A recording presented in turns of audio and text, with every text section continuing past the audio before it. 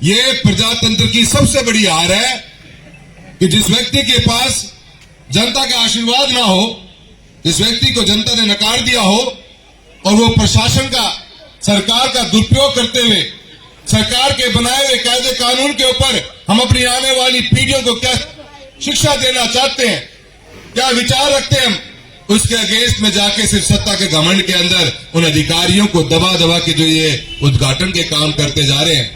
किसी दिन हमने अपना आवाज उठा दी तो उन अधिकारियों पे गाज पड़ेगी। मैं हमारी शराफत रखा, हाँ, बुढ़ानिया साहब एक विधायक के रूप में और मैं एक सांसद के रूप में, ये जो आप प्रथा चला रहे हो इसको रोकिए। ये अफर फड़ार जो है ना, बस आप चुनाव तक की हो रहे। पंचायती राज चुनाव में कांग्रेस मुट्ठी बंद होकर मजबूती से चुनाव लड़ेगी, कर इनका सूपड़ा साफ करेंगे लोकसभा के अंदर। जब मैं 2014 में गया था, एक युवा होने के नाते शिक्षा घर वालों ने सही पद दी और पद जब संभाला तो मुझे एक ही बात समझ में आई थी कि जो पद लेकर हम चलते हैं, जो जिम्मेदारी हमें मिलती है, चुनाव में वोट कम मिलते हैं, वोट ज्यादा मिलते हैं, इसके बारे में मैं चर्चा नहीं करना चाहूंगा।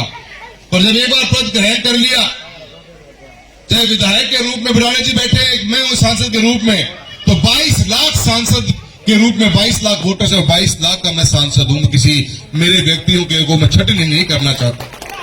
समाज को एकता में बांधने का, भाईचारा बना रहे और विकास के पथ पर चलकर इस चूरू लोकसभा को आगे बढ़ाने का सबसे बड़ी जिम्मेदारी हम लोगों पर है। उसी को निभाने के फर्ज ऊपर हम आगे पथ पर चले। और राजनीति के अंदर अब जब पद लेके बैठ जाते हो तो राजनीति दायों हाथ है और विकास बायों हाथ है। एक समय पर आदमी एक ही कहानी देख सकेगा, तो इनने देख सके जो विकास को काम कराओगे, और या फिर तेरी मेरी करेगो, पत्थर लगा तो हांडेगो, तो इन्हें देख सके।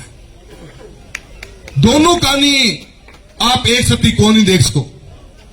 और हमें यो ही विश्वास होना चाहिए अपने आप के ऊपर कि अगर मैं जिम्मेदारी ले ली सांसद के रूप में, एक विधायक के रूप में, तो हम हर दिन हर पल कैसे इस तारानगर विधानसभा को, कैसे इस चूरू लोकसभा को लोगों के जीवन में परिवर्तन लेके आए, लोगों के जीवन को आरामदेह बनाए, सरकारी योजनाओं का लाभ दिलाएं और लोगों के जीवन के अंदर उठाव पैदा करें। ये हमारी जिम्मेदारी हो जाती है और यही फर्ज होना चाहिए था। तो टाको और ही काम लाग गयो, काका न कदे विकास मतलब कौन रहे वास्ते। आज चूरू अकेले के अंदर बता रहा हूं, मैं यहां बैठा हूं एक सांसद के रूप में, अभी बुढ़ानिया साहब हम दोनों बैठे हुए हैं। मेरे को कम से कम भी 50 पर्चियां देके गए हैं लोग। उस 50 में से 35 पर्चियां बिजली की हैं कि ढाणिया में लाइट चाहिए। किसकी जिम्मेदारी है? काम सरकार की जिम्मेदारी है। हम लग रहे हैं एक सांसद के रूप में, विधायक महोदय लगे हुए हैं और जिन्होंने जनता आशीर्वाद कौन दी और दोबारा आशीर्वाद की उम्मीद रखा है, तो बिजली के पीछे जाके ने मंत्री से मिलो, अधिकारियों मिलो, ये पत्थर टांगना काम ना करो तो कोई भी कर लेगा। चूरू अकेले के अंदर आज की तारीख में 48,000 से ऊपर ढाणियों में लाइट की जरूरत है। जल जीवन मिशन का आपने बैंड बजा के छोड़ दिया। तारानगर तहसील का हमारा टेंडर निकल नहीं पा रहा। 650 करोड़ टेंडर 3 बार निकला, तीनों बार कैंसिल हो गया। बुढ़ानिया साहब एक वैसे विधायक है, मैं धन्यवाद देना चाहता हूं इस मंच के मार्फत से कि आपने अपने कोटे से इस तारानगर विधानसभा के अंदर टंकियां बनाने का काम किया। ये बहुत ही बड़ी बात मानता हूं। मैंने 2022-23 में चीज को भाप लिया था कि मैं गांव के अंदर ढाणियों में बिजली के कनेक्शन की जरूरत पड़ेगी। हमने बुढ़ाना साहब 2022-23 में अपने सर्वे करवा लिया। हर एएम के ब्लॉक के लेवल के ऊपर लोगों से निवेदन किया कि भी आप अपनी पर्चियां देके जाइए, किसको चाहिए। बड़े अचंभे की बात हुई कि बातों बातों में जब ये पूरा रिजल्ट निकाल के लाए तो मालूम पड़ा कि 48,000 ढाणियों में लाइट की जरूरत है। राजस्थान की सरकार ने फिर आरडीएसएस की योजना के तहत भारत सरकार को प्रस्ताव भेजा। 1,53,000 ढाणियों के अंदर राजस्थान में विद्युतीकरण का कार्य करना है। अकेले चूरू लोकसभा के अंदर 48 से 50,000 ढाणियां हैं और पूरे राजस्थान की 1.5 लाख ढाणियां, क्योंकि हम अपना काम पहले कर चुके थे, हम अपनी तैयारी पहले कर चुके थे।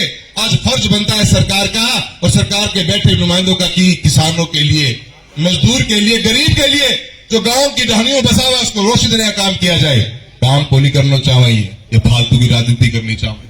ये माने वो गिंडी में घुमाए रखे रोज का काम आज पानी की व्यवस्था जल जीवन मिशन में टेंडर नहीं हो रहा। आज बीमा के अंदर 2021 का क्लेम इस चूरू लोकसभा की जनता का पेंडिंग पड़ा हुआ है।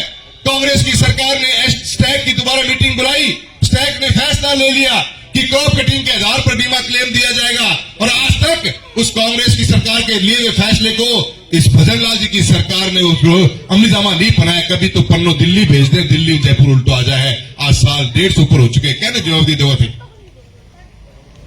2023-24 को मारो रबी को क्लेम मारो, ई बायो 1.5 साल बाद में खरीद को आज तक को नहीं आयो।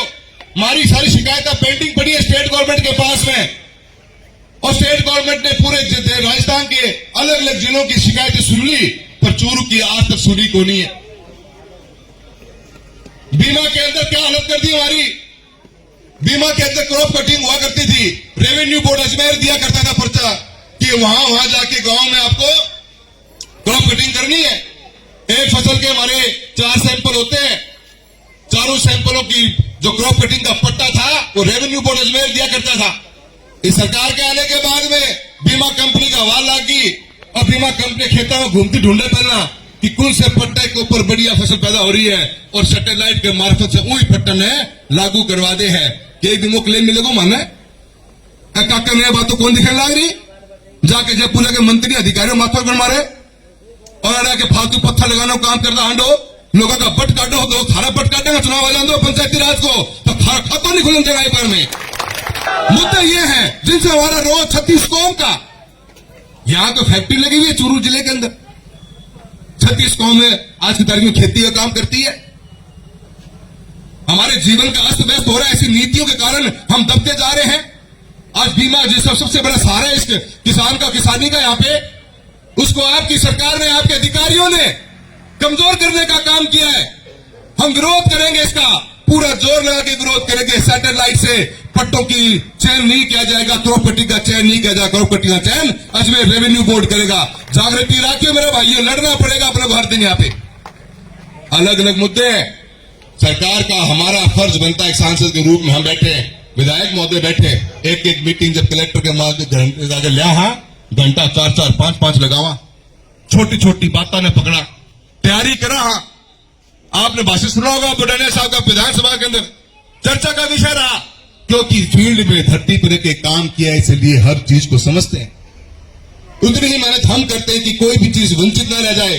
सरकार का पैसा है, मेरे क्षेत्र के एक आम आदमी तक पहुंचना चाहिए। इस जिम्मेदारी के साथ में विधानसभा और लोकसभा तक आवाज उठाने का काम करते हैं हम लोग। आपका मैं आप सबसे कहना चाहता हूं, जागृति लाइए।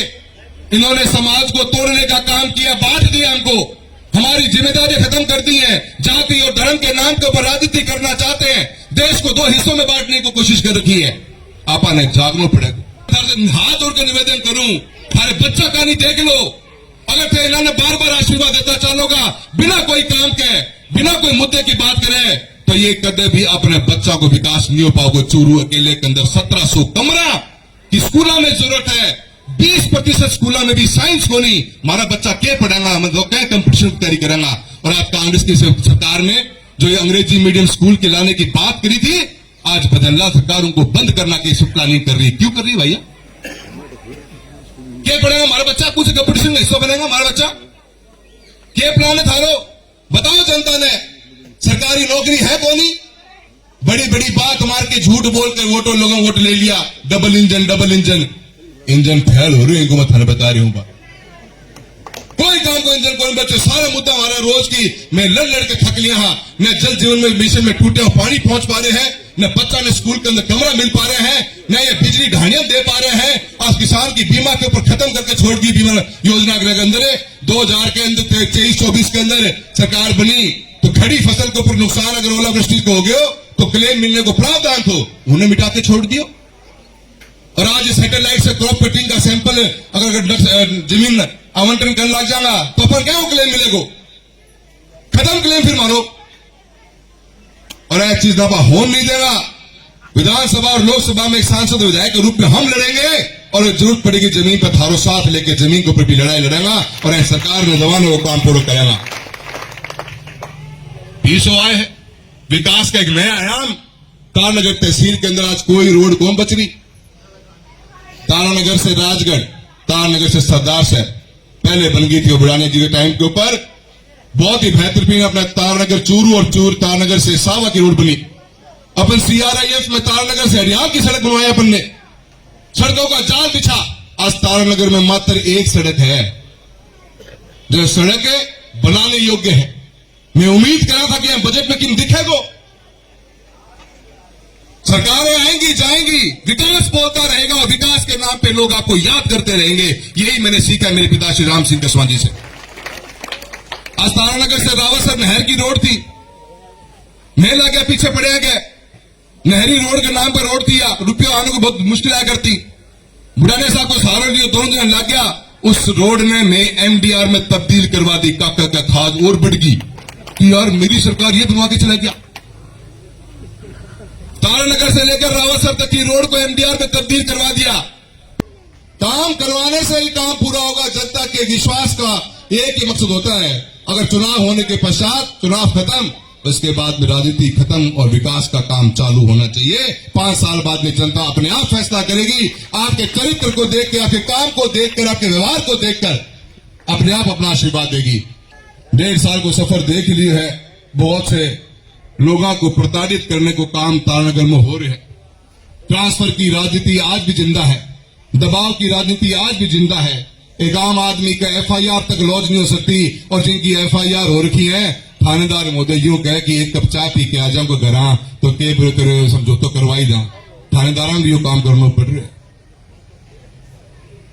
विकास के ऊपर एक पैसा तारानगर के अंदर आया नहीं, भाईचारे को बिगाड़ने का काम किया। इस बात का जवाब देने का समय पंचायती राज का चुनाव आ रहा है। इस ददरेवा की पावन धरा से आपसे हाथ जोड़ के निवेदन करने आया हूं, करारा जवाब देना पड़ेगा अपने को, उनको करारा जवाब। या 2 बार में काका की खाज मिटी कोनी, तीसरी बात पंचायती राज मिटा दियो। अपनो भलो हो जागो और आप शांति हूं, भाईचारे हूं और विकास के नाम पर राजनीति करेंगे आगे और अपने तहसील और चूरू जिलो आगे बढ़ेगो। इन्हीं शब्दों के साथ सारों को बहुत बहुत धन्यवाद। जय हिंद, जय भारत।